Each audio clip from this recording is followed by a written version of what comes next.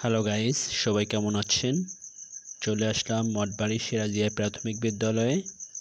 প্রাথমিক স্কুল আমাদের শিক্ষা জীবনের প্রথম ধাপ, যা শিশুদের জন্য শেখার মূল ভিত্তি স্থাপন করে। এটি সাধারণত 5 থেকে 11 বছর বয়সী শিশুদের জন্য। এই স্তরে শিশুদের মৌলিক বিষয় শেখানো হয়।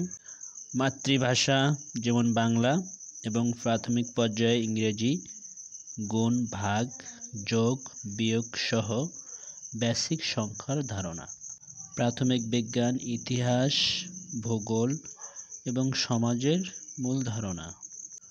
ভালো চরিত্র গঠন, শিষ্টাচার এবং সামাজিক দায়িত্ব সম্পর্কে সচেতনতা।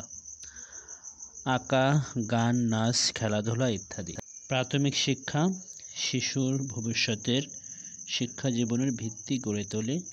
শিশুদের মধ্যে আত্মবিশ্বাস এবং সামাজিক যোগাযোগ দক্ষতা তৈরি করে।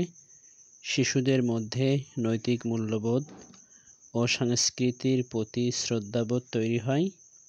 এটি উচ্চতর শিক্ষার জন্য শিশুদের প্রস্তুত করে।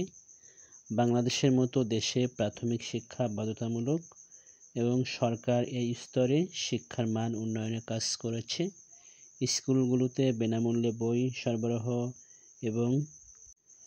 এবং মিড ডে মিলের মতো কার্যক্রম শিশুদের স্কুলে যাওয়ার প্রতি উৎসাহিত করে।